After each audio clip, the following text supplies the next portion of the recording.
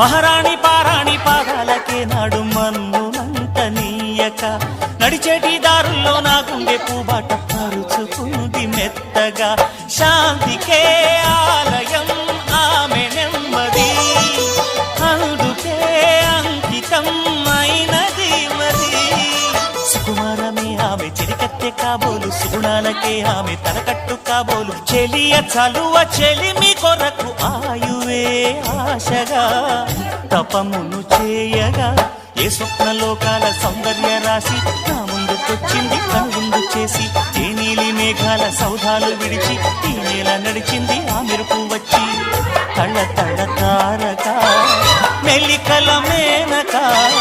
మనసున చేరగా కళ్ళగల కానుక కొత్తగా కోరిక చిగురు వేయగా ఏ స్వప్నలోకాల